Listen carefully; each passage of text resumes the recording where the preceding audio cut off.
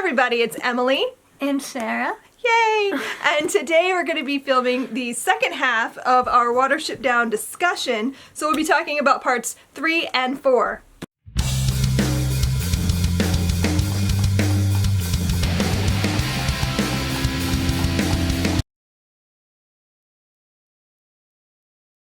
As you can see, my Sarah is home. Yay! So I wanted her to participate in this because she did the read along with us. Yes.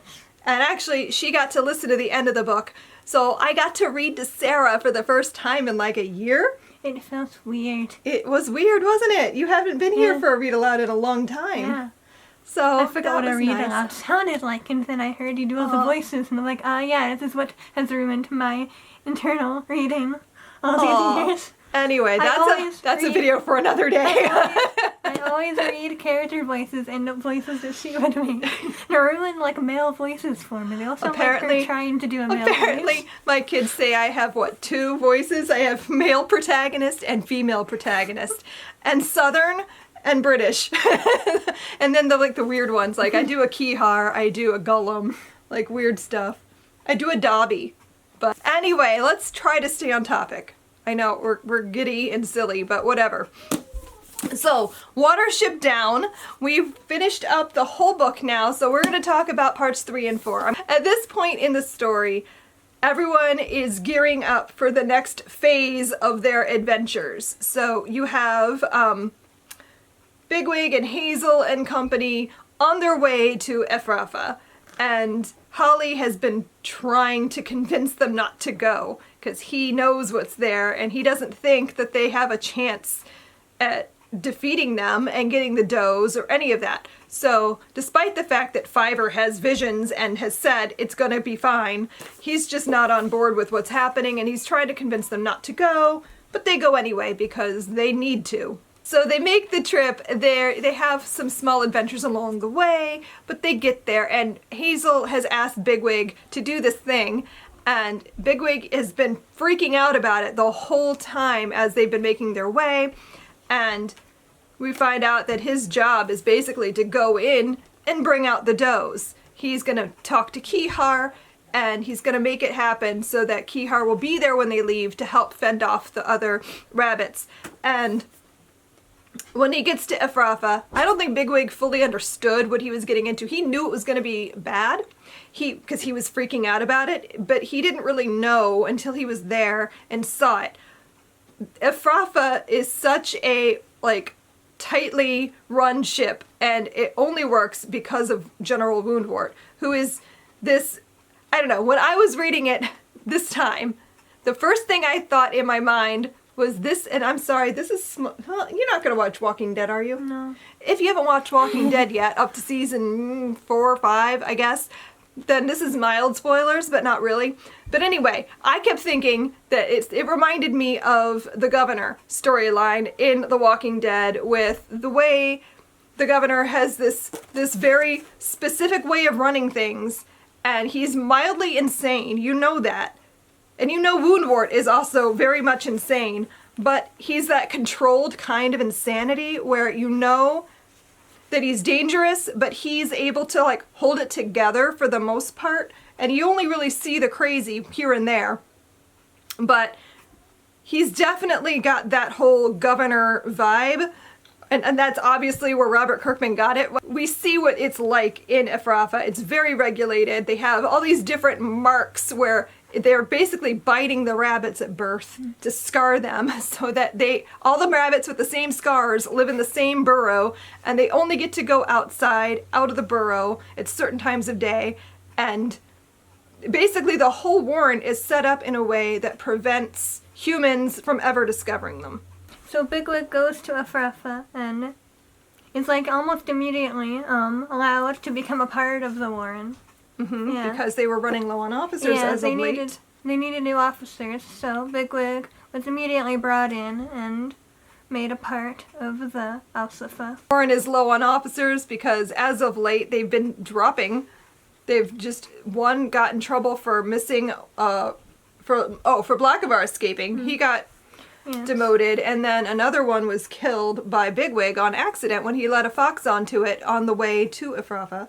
So they needed officers, and Bigwig is a large rabbit, and he claims to have been on this journey on his own from a distant warren, and so he seems on the up and up.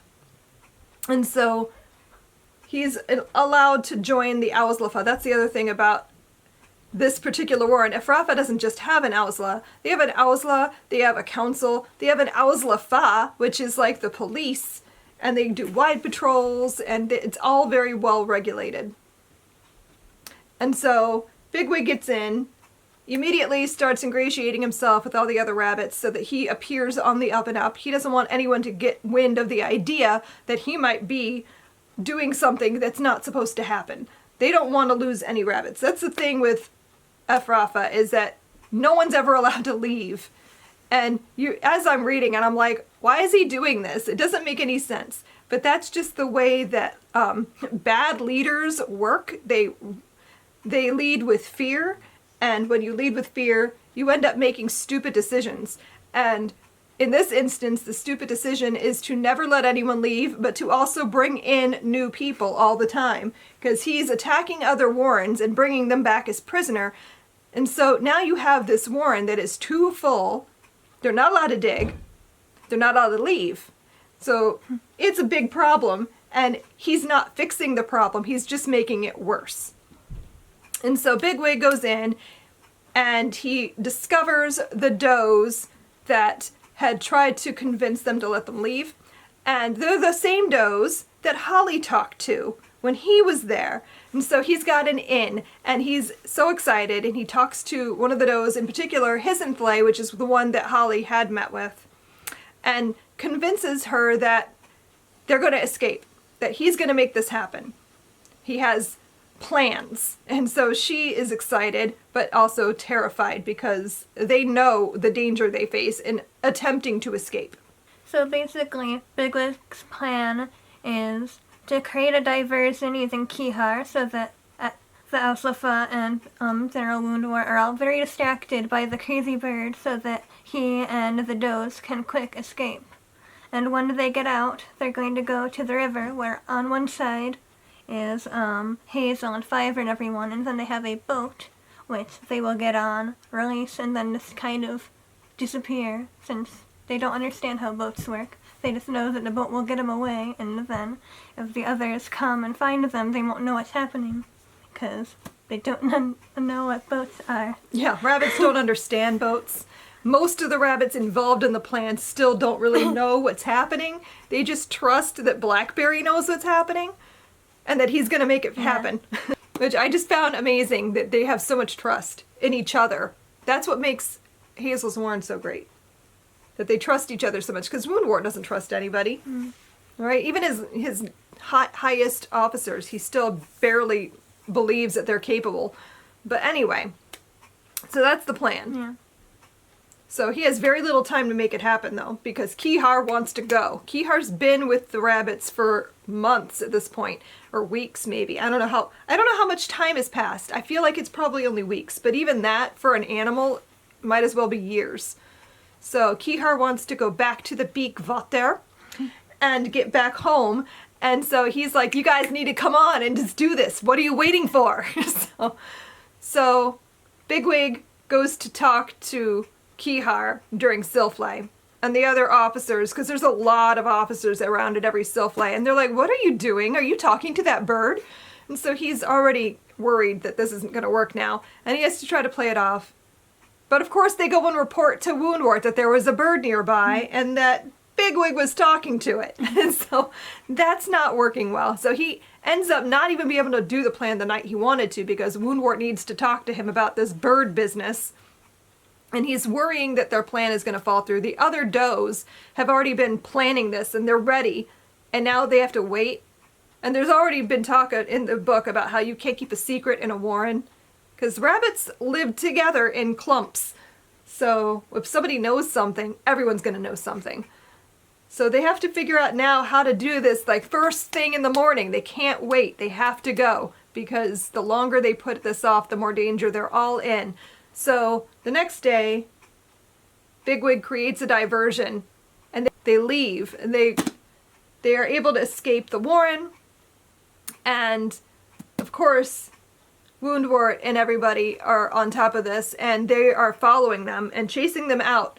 They get all the way to the river, and just when Woundwort thinks he's got them, the boat starts to drift, and it's just like, he just watches. I want to see that in the miniseries so much. I just want to see his face just drop as he watches them float away. And that's the beginning of the end for Afrafa, because once you've lost something like that, I don't think there's any way to regain it. So on their way back to Watership Down, Champion and a couple other rabbits come and find them, but soon realize that there's nothing they really can do, because it's just like 3 rabbits or whatever against the whole warren.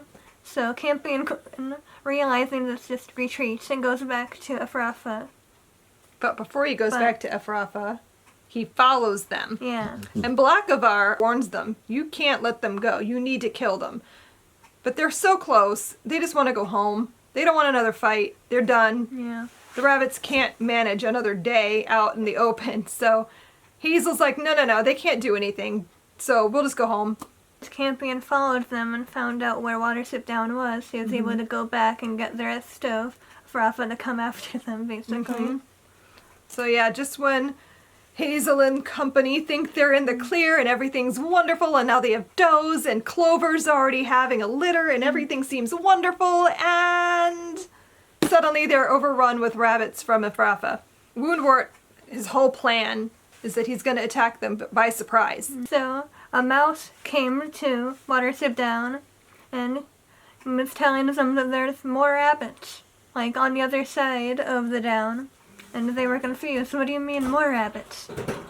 So they sent a couple of them to just quick investigate and see who these other rabbits were. And they found out that it was Afrafa.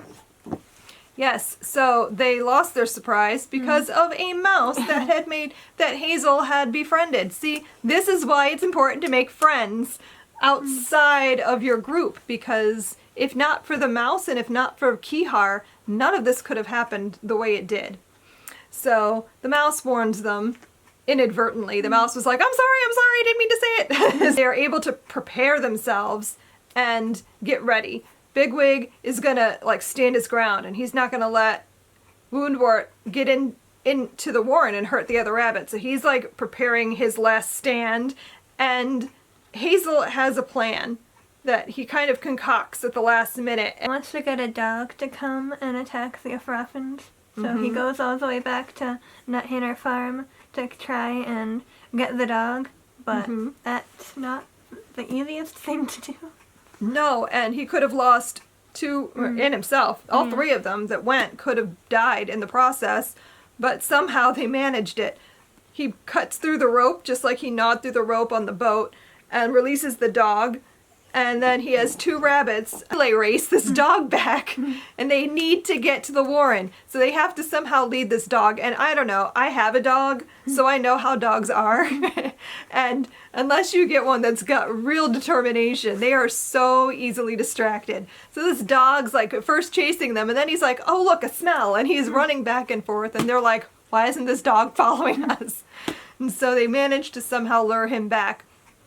But meanwhile, back at the warren, Bigwig's putting up his fight. Woundwort is getting beat, and all the other rabbits are starting to panic because they know that bad things are coming. And the rabbits from Afrafa are only there because they believe in General Woundwort. And the minute their belief cracks, it just starts to fall apart. Once they realize that this other rabbit, Philaly, which is what they call Bigwig, Philaly is beating him, and they're like, what is this? And they know there's a bird. They don't know where the bird is, but they know there's a bird. They hear a bark from inside because Fiber barks in his trance that he's in. And so they think there's a dog, and they're just freaking out. And so all the other rabbits start to give up, and Woundwort's like, no, we're not giving up. We're going to win. We're going to defeat this warren. It's happening. And he is just not letting go. I just want to back up a second. Right before Afrafa attacks, Hazel goes to talk to General Woundwort. Now, when Hazel goes to see him, Woundwort just is like, who's this little lame rabbit coming to talk to me? No idea that this is the chief of the Warren. And that's the moment right there too where I was like, this is the governor from Walking Dead. He goes and he's like, what if instead of fighting, we join? We'll start another Warren in between us. We can be friends. We can make this work. Everyone will be happy, and in the end, we'll all win. And Woundwort has that moment of, yes, I can see that working. That could totally happen. And then he goes, yeah, but no, I can't. We're gonna fight you, and we're gonna win. In Walking Dead, when Rick is like trying to reason with him, and you see that light bulb go off in the governor's eyes, and he's like, you're right, we could be friends, we could all work together, but I'd rather kill you all instead. So that's the madness of Woundwort, is like, there is an easy solution where everyone gets to be happy, but he won't have all the power, and he can't let go of the power. So in the end, that need for power is what destroys Woundwort. Because even to the last second, the dog is coming at them. Everyone runs. And Woundwort's like, dogs aren't dangerous. And I'm going to fight this dog. And it went and killed him in the end. Or we think it killed him. We never see his body. So nobody knows. So in the end, the Warren is saved. They are able to defeat Woundwort and save the day. And Flaley, Bigwig, is like the hero of the day. He is the one that comes out looking the best because he was able to fight Woundwort and win, and that never happened before. And so he gets the respect of all of the Ifrafins. Like, he might as well now be God of bunnies. God of fun. The God of Bun, because to them, he's up there with El Herrera. He may as well be. And so he is like secured his legacy forever. So let's talk a minute about the elements of the story that really jump out at you the most. Well, one of the things that I found most fascinating about the mythology in this book is how original it is, where it doesn't seem like he's inherently ripping off of an already established mythology. Like, there's so many, like, fantasy novels where you can tell their influence and mythological influence pretty easily. But this really seems to be a bunny mythology. Yeah, it is very much tied to how rabbits think and behave. Like, everything is very bunny-like, which is weird to think about, but it just works so well in this book. Have you ever thought that hard about animals, though? Like, you don't really think about it. Yeah. But as you're reading it, it's like, this makes a lot of sense. Yeah. Like, so many stories where they're trying to steal these lettuces, or just raiding this very important garden, and if you steal their vegetables, you get killed. Yes, I think that, it's all about the food. Yeah. Well, because that's what would be the most important to rabbits. Like, especially when you think about, they live by their ability to find food. Yeah. Yeah, so I thought that was cool too. That's why the stories at Calsop's Warren were so different. Because they don't have to worry about those things. They don't need to worry about their survival. Yeah. So yeah, I agree. I think that's pretty cool. Is there anything else that jumps out at you? Like, I feel like I already touched on a lot of the stuff in the first video, which is fine. Yeah. Seriously, talk in the comments and talk about whatever you think is the most interesting or exciting or things you want to just bring up because they really just jump out at you. Like, I feel in the first half of the book there was so much environmentalism, but in the second half there really wasn't that much. They don't really talk too much about men or any of that stuff because it's not as important in that half of the book. I found that one chapter, like towards the very end, where suddenly we switched perspective entirely into people. Yes. Like one chapter. What does it do, a machina? Yeah. I know I'm pronouncing it wrong. Yeah. But anyway, yeah. Which is cool because that phrase, do a machina, is like when something like completely out of nowhere saves the day. Like, for example, in Lord of the Rings, when the Eagles come in and save Frodo and Sam, that's like out of nowhere. Why didn't they do that at the beginning of the book? And then this wouldn't have happened. But yeah, so that the fact that Hazel gets rescued by humans and then brought back to his warren by humans. He gets to ride in a redoodoo. My favorite part of that was Hisenflay realizing that she had that vision when she was talking to Bigwig about going to escaping the warren, and she's like, I see a rabbit riding a redoodoo with a dog chasing him. And so she envisioned the whole thing. She knew it was going to happen. She just didn't understand what she was seeing. I think we've talked about a lot. We discussed the character of Woundwort and all of that. So yeah, I think we're going to wrap this up. I'm excited because on the 23rd of this month is when the miniseries is going to air on Netflix, and I'm very excited. We watched the trailer. Did you see the trailer? I haven't watched it. Oh no! Sarah has to watch the trailer. I wish I knew how to do the technology, and we could do like a react video, but I can't, so we're not.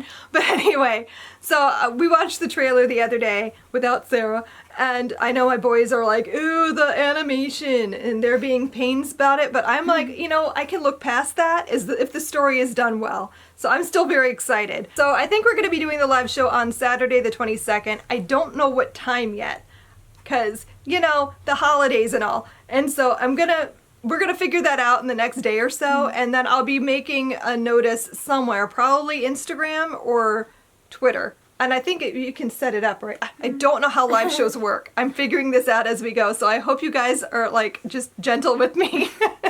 But I think you can, like, set it ahead, so look for that. But it's definitely going to be on Saturday the 22nd. And during that live show, we will also be announcing the winner of the giveaway for the hardcover copy of Watership Down. So if you have not commented on the previous video, then make sure you do so, because that's how we're going to draw names. So we're going to pick one winner of the Watership Down hardcover during the live show, so we'll announce that. So please stay tuned for that. We're really excited about it. Sarah's going to be in the live show. So bring us all your questions about the book, and we're going to try to discuss and see how it goes. If this goes well, I'm thinking we might do other read-alongs. I don't know. We'll see how it goes. I have this vision of, like, we'll do one a month, but that's ridiculous, and it will never happen. So that's not how it's going to work out. But I might do maybe another one in the spring, and we'll see how that works out. So stay tuned for that. So thank you so much for watching. I hope you leave some comments for us down below and talk about what your thoughts are about the book, and we will see you in the next video. Happy reading. Bye. What's that rabbit's name? Avens? Or No. Campion? No. Who are you talking about? The one he was talking to? No, the one that... Sherville? No. Mallow. No. The one who what? I'm just naming bunnies. Avens? Sherville? Mallow? Campion? Woundwort? Fiver? I'm looking forward to that. There's a lot of things that I'm just really looking forward to seeing in this version of the adaptation book movie. I can't even talk. Adaptation book movie. I've been talking for too long today.